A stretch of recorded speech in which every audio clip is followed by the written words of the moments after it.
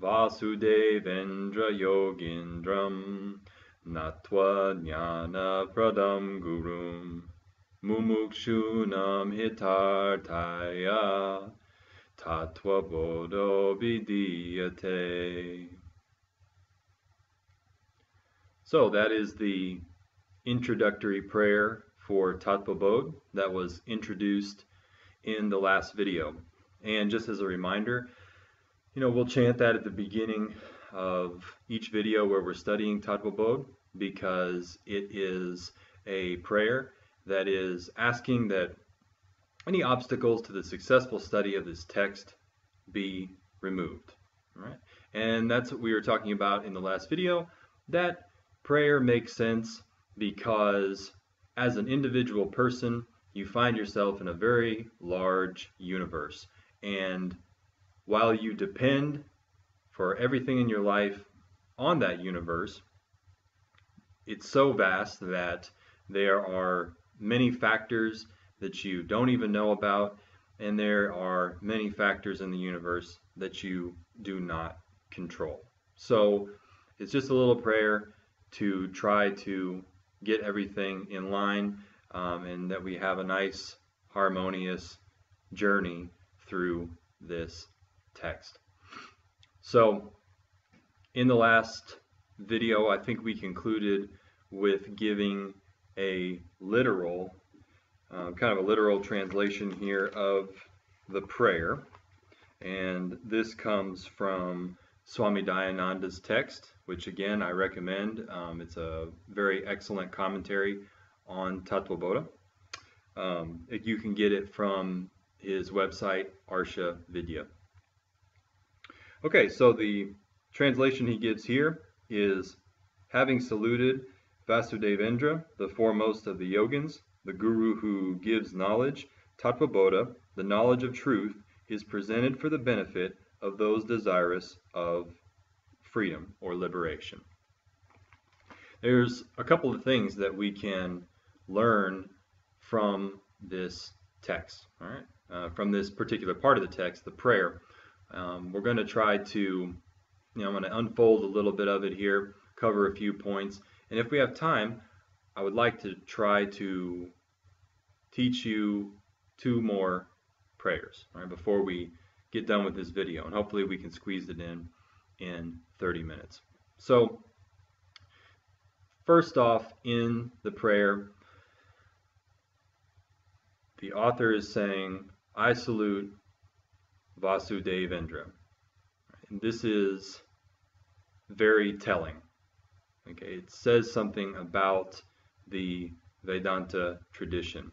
And that is, before he begins his text, he is acknowledging the debt that he owes to his teacher for teaching him in the first place. And it also shows that Vedanta is a teaching tradition. All right, and that's a point that I want to cover in just a minute. But before we go off on that track, let's move a little further into the prayer, explain a few other things. So he's saying Vasudevendra. Now, Vasudevendra isn't my teacher, he's not your teacher, so we don't exactly have a personal connection there. So for us, what is another way that we can look at this prayer? Vasudeva is a word that means, Vasu means like the indweller, and Deva means God, but more tellingly, it means luminous. So Vasudevendra is the luminous indweller. Now, what would that be? What might that be, this luminous indweller? Well, the luminous indweller is you, okay? Is your true nature, the self. The self is luminous because it is the consciousness that illumines all of the objects, right? It illumines the world, it illumines your body, it illumines your mind. Without the light of consciousness, so to speak, you wouldn't be able to say that any of those things were there. So for us, when we say salutations to Vasudevendra, it may have meant something literal to the person who wrote it, but for us, it means we are bowing to the self. Right? And by our study of this text, that is literally what we are doing. We are bowing to the self because this is inquiry into the nature of the self. Right? This is our respect. This is our worship that we're paying to our true nature. So we can think of that as simply being the self. But even when this guy wrote this text, all right, we can say that he may have literally had a teacher named Vasudeva. But if you look further into the verse, he's saying Vasudeva is the guru, all right, the guru, his teacher. But what does that mean? Right? Guru means the darkness, gu, remover, ru, darkness, remover. So the guru is the one who removes darkness. What kind of darkness are we talking about? We're talking about the darkness of self-ignorance. Right? When you don't know what your true nature is, then that's ignorance. And you need to have somebody give you a teaching that helps you to remove that ignorance. Right? And that's the teacher. Now, again, this could be a literal person named Vasudeva, but as we have discussed before, reality is non-dual. So in this tradition, especially, in this tradition that teaches about non-duality, then the teacher is not just a literal person, but they represent the light that removes the darkness. And that light that removes the darkness, again, is the self. Right? In a non-dual reality, everything technically is the self. So a dirty scoundrel, a rotten criminal, is actually the self, but it's not easy to see the self in that instance. It takes a lot of discrimination. So it's a lot simpler to see the self represented in someone like a teacher, because again, the teacher represents knowledge, all right, and knowledge is often represented by light, okay, and the self, of course, is knowledge, it's consciousness, and it is the light that illumines all things. So we can look at it in those two ways. There's the literal meaning, but we're saying when we're acknowledging Vasudeva, we are saying that we are acknowledging the self. Right? The teacher can be viewed as a symbol of the self, but the teacher themselves is not important. Okay, it's what the teacher represents, and that's kind of the angle I was coming from when I did my own translation of this verse. Right?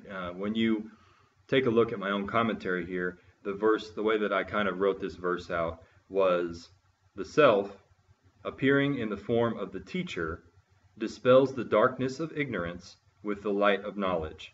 Salutations to that self. So that's, in essence, what we're saying. It says in the verse, Vasudevendra, Yogindram, the king of yogis. It's important to point out here that in Vedanta, when you say that you're a king of yoga, does that mean that you are a master of a particular bodily practice? Are you doing physical exercises? That's not the case.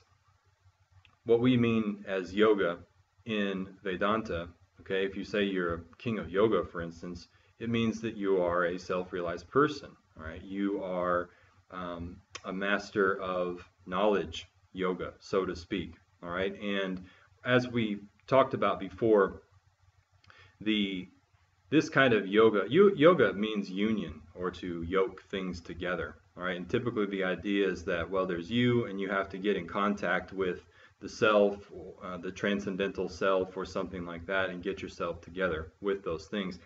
But in Vedanta, we're saying that this is just knowledge, right? If you want to get yoked to yourself, if you want to get union with yourself, it's not a matter of doing a certain practice to maintain that union or obtain that union. Because if you want to get in touch with yourself, so to speak, all you need to do is remove ignorance of the fact that you are the self. And that is what is meant in this verse by the Yogindra, the king of yoga. So again, we're saying that that teacher can be a symbol of the self, all right, an easy to assimilate symbol of the self, because some things are easier to see the self in than others, I suppose. But ultimately, we're just bowing to our own true nature. We're bowing to the truth. Now, I said earlier that when the author acknowledges his teacher, he's telling us something about the Vedanta tradition. And that's the fact that it is a tradition. He's saying, I'm bowing to my teacher who gave me this teaching. And his teacher gave him the teaching. And his teacher before that gave him the teaching. And his teacher before that gave him the teaching. There is a long chain here of the teaching being passed down, the tradition itself called the sampradaya, all right, or the passing of the teaching from teacher to student could be called the guru shishya parampara. Now, this shows you something that isn't always very popular with people, especially Western people, because we tend to be very independent. We tend to want to be rebellious, and we want to be individuals. We kind of want to buck the system. We want to buck authority, rebel against authority, and those kind of things. That tends to be kind of a Western mindset, especially the rugged individualist. So the idea being that Vedanta is not a matter of self-study, right? It's a matter of something that has to be taught to you, is not always too popular.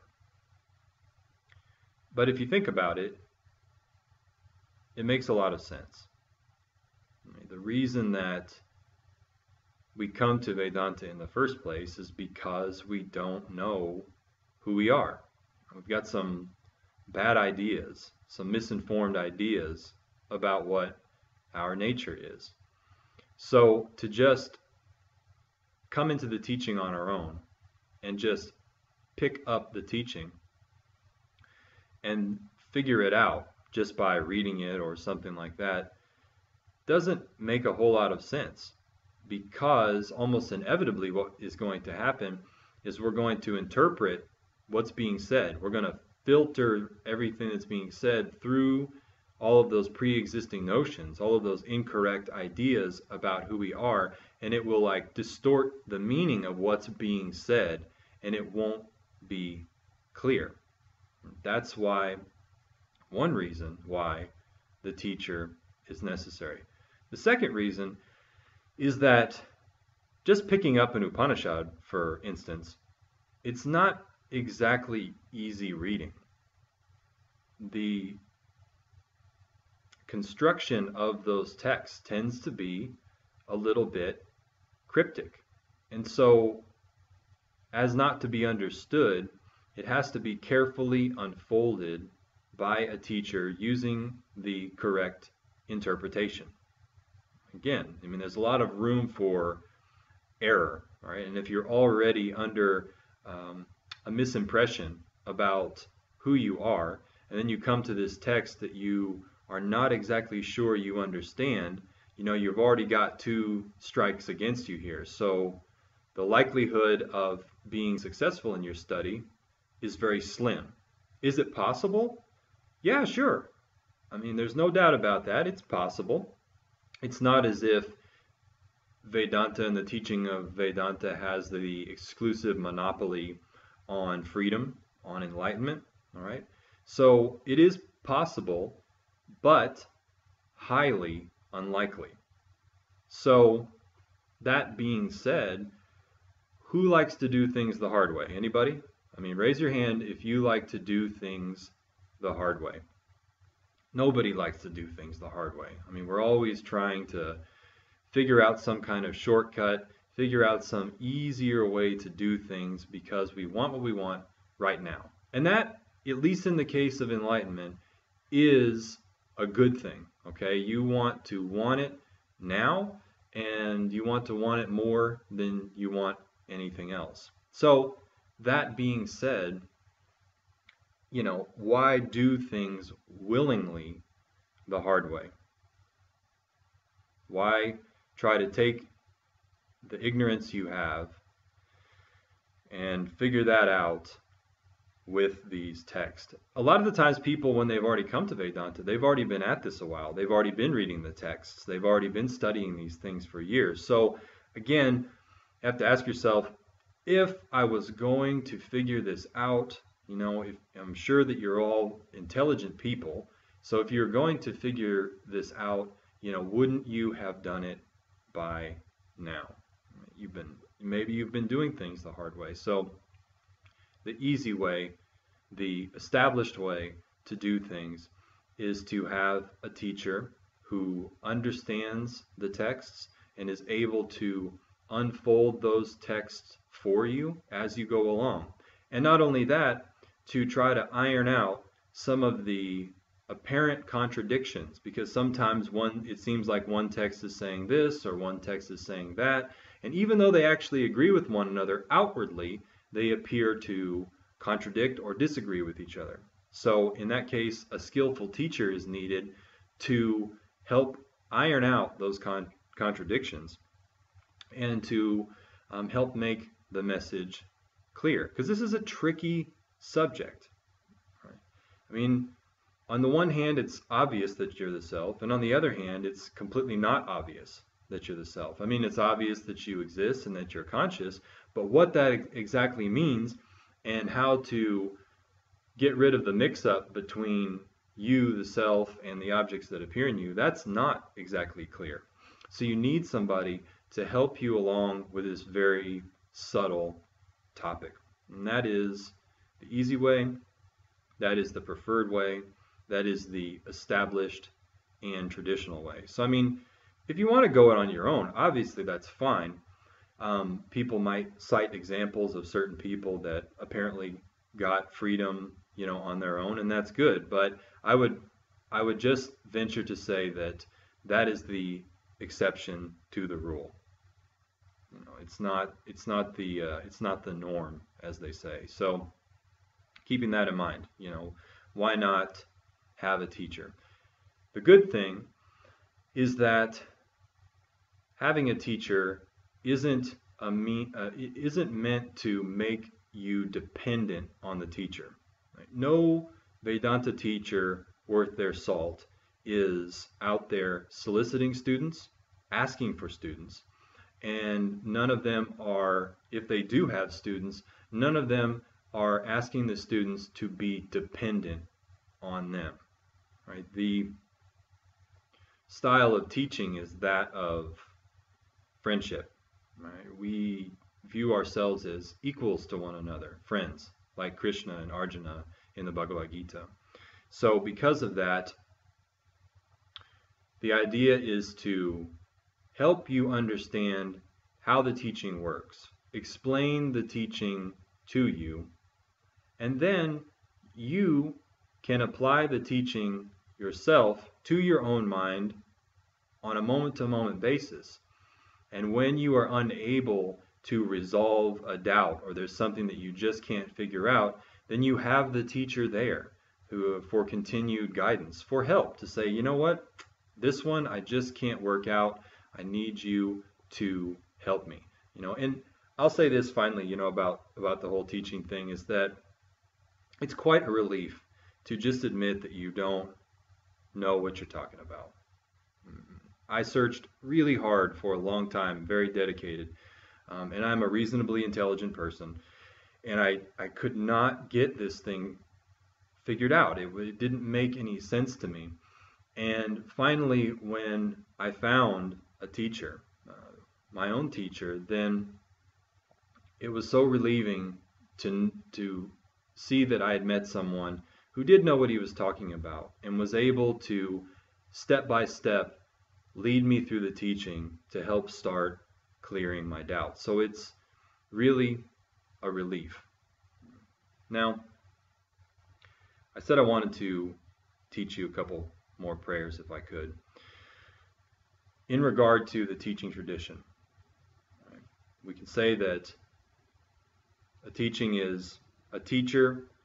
I'd like to say it's completely necessary, but in all fairness, what I'm going to say is that it's very much preferred. All right, it's the preferable path to go. It's the easy way, and no one is going to try to take advantage of you.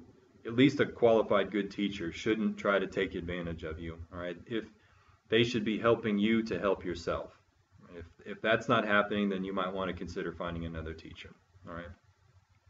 So what we're saying is we've got this teaching tradition. It's established. It's a good thing. But how did it get here? If we're saying, we've come to Vedanta, right? And Vedanta is a real blessing because it's one of the finest enlightenment teachings that there is. It's been around for a very long time. It's very sophisticated. All the details have been worked out over a long period of time, and it's been setting people free for thousands of years. So if you've come to this teaching, good karma for you, right?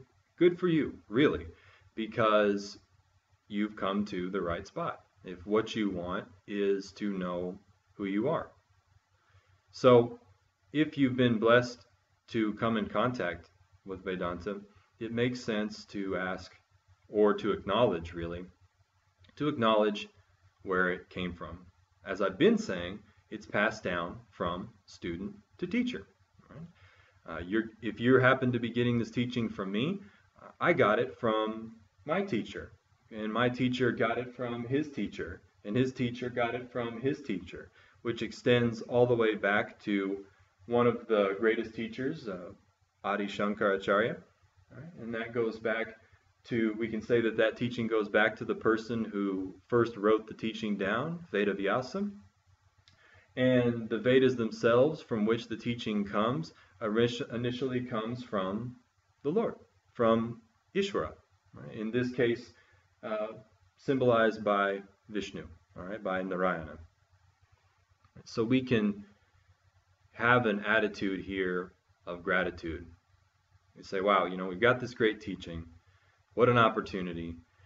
This is what we've been looking for. And so, we can acknowledge the fact that it comes to us from the hard work of a lot of people that came before us. We're standing on their shoulders.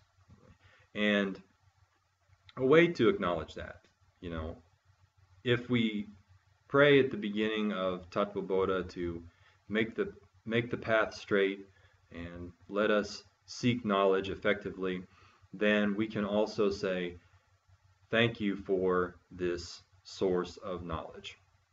And a prayer that I will start chanting at the beginning of each video is Narayana Samarambam Vyasa Shankara Madhyamam Asmadacharya Paryantam Vande Guru Paramparam. And what that means is we're saying that Narayana, which is a way of referring to Ishvara or the self, because Narayana is another word for Vishnu. Vishnu actually means all-pervasive. And what's all-pervasive? Well, as we've said, the self is infinite, meaning limitless. So we're referring to the self. Right? So we're saying the teaching starts with the self. Why? Because everything comes from the self. That's fair enough. Or you can look at it as saying that everything comes from Ishvara. Because as you can see, everything that comes to you in life comes from your environment, the world that you live in, and we call that Ishvara. So it initially comes from the self or comes from Ishvara. And in our previous discussion about the rishis, we said that there were people that discovered this knowledge about who they are, and they started to turn it into the teaching that we know of as Vedanta today. Right? These original rishis. And this was an oral tradition that they passed on for who knows how long. Eventually, we have someone come along, Mr. Veda Vyasa. Right? Vyasa is not really a name, it's a title. Right? Vyasa means compiler or arranger, and Veda obviously refers to the scriptures that he compiled or arranged, the Vedas. So when we say Veda Vyasa, we mean the compiler of the Vedas. He took this oral tradition of teachings and compiled them into the Rig Veda, the Samaveda, the Yajur Veda, and the Atharva Veda, and preserved that teaching for us. So that was a pretty amazing thing, a pretty helpful thing, so that 1,000 years later, 2,000 years later, people like you and I can be sitting here on the internet talking about Vedanta. From that tradition, it extends on down to one of the great links in the chain of the tradition, and that's Adi Shankaracharya, who we've talked about a little bit so far. And Shankaracharya established several monasteries, all right, and those monasteries preserved the Vedanta teaching and also produced innumerable more qualified Vedanta teachers. And through that tradition, we come to some of the more modern contemporary teachers like Swami Tapovanam and his student Swami Chinmayananda, and Chinmayananda's students like my own teacher James Swartz or Ram, Swami Dayananda Saraswati, and Swami Paramarthananda. So when we're praying this prayer, we're saying Narayana Samarambam Vyasa Shankara Madhyamam. So we're saying the teaching starts with Narayana, it starts with the self, it comes down to being compiled by Veda Vyasa, and that teaching is preserved and passed along till we come to Shankara, considered one of the greatest teachers ever in our lineage. And from Shankara on, through his disciples, on down, we come to our modern acharyas, our modern teachers, such as these contemporary teachers here, and finally it comes to us. So we can pray that prayer out of gratitude, just to say thanks. We're just going to give credit where credit's due. We're going to give props to the Sampradaya, because on their shoulders we're here able to discuss this teaching now. And it looks like maybe we've got just a minute and a half left, so I want to do the third prayer, and it is Purnamidaf Purnamidam Purnat Purnamadachyate Purnasya Purnamadaya Purnameva Vashishyate Om Shanti Shanti Shantihi. I'm not going to explain this one in depth, but I'm just going to start using this as a prayer that closes out all of these videos. Really what it is it is a very succinct statement about the nature of reality, essentially saying the self is whole, the creation is whole. From the wholeness of the self comes the wholeness of the creation. If you take away the creation, you still have the self, and it's still whole. I think maybe Swami Chinmayananda said something to the effect that this is the mathematics of consciousness, or the mathematics of Vedanta. Basically, what we mean is, everything here that we experience is none other than the self. It completely depends on the self, comes from the self. But if you were to take all of this away, if you were to take away all of the objects, what remains is you, the non-changing, eternal, infinite self. And so, saying that, we will end this video with that statement. Purnamidam, Purnamidam, Purnat, Purnamadachyate, Purnasya, Purnamadaya, Purnameva Vashishyate. Om Shanti Shanti Shanti. Bhaja Govindam, Bhaja Govindam.